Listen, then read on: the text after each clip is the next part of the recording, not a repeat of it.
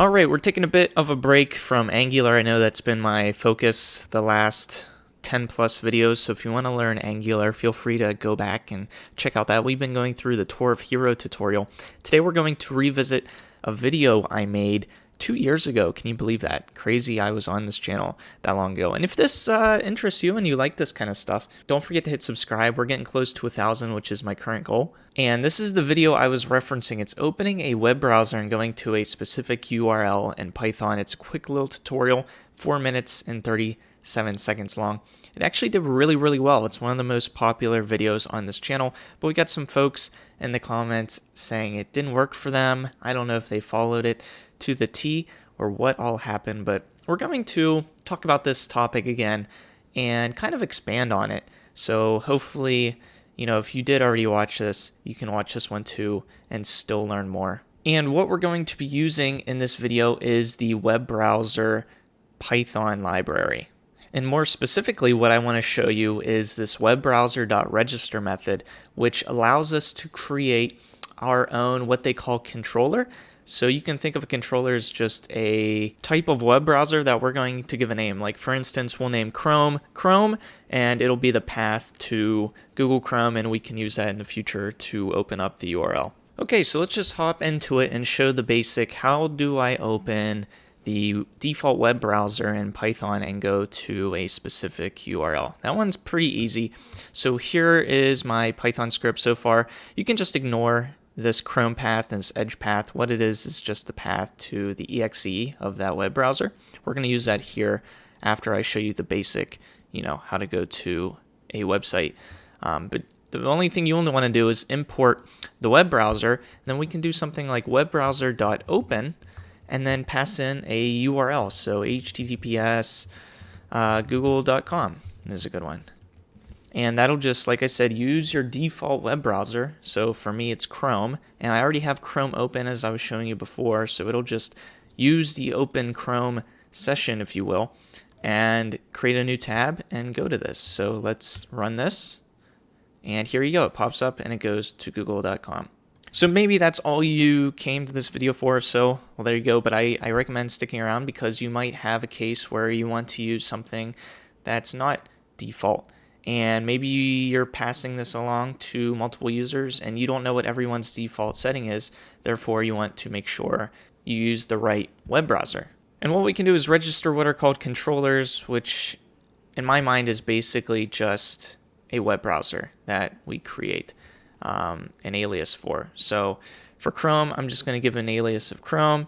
And then for Edge, I'll give an alias of Edge. So we can say, hey, use Edge and go to this URL. So let's register Edge and make a controller of it and then use that to open a URL. So I'll do webbrowser.register, and the first parameter is the alias we're going to give it. Mine will just be Edge. The next one is a constructor, which I'm going to pass in none.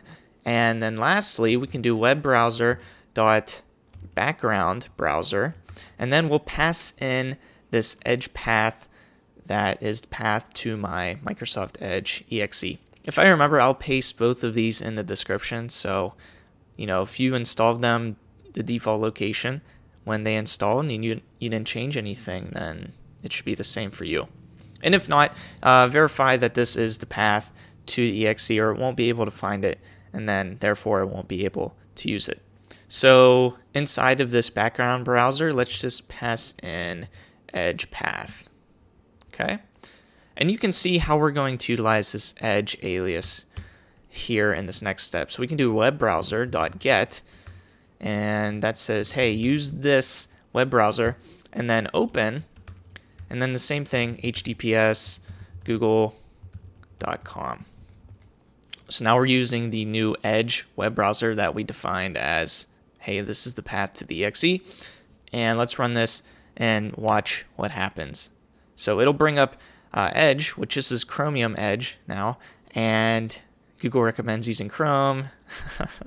And I can set it as my default if I wanted to, which is expected because it's not.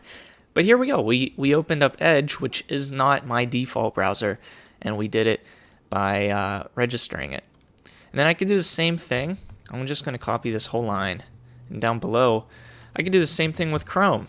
Maybe you don't know if Edge is people's default web browser, so you want to register Chrome because you want to make sure everyone that runs the script and opens up the URL is opening it up in Chrome. So instead of Edge path, now I can use Chrome path, and then let's just open it up in both. So I'll also copy this line here, and then where it says Edge, we can just pass in Chrome, which is the alias that we gave the Chrome browser, right? So I'll save, and then we can run this. And you can see it opened up a new one in my Chrome, and here it is again down below with Edge. So same thing with Firefox.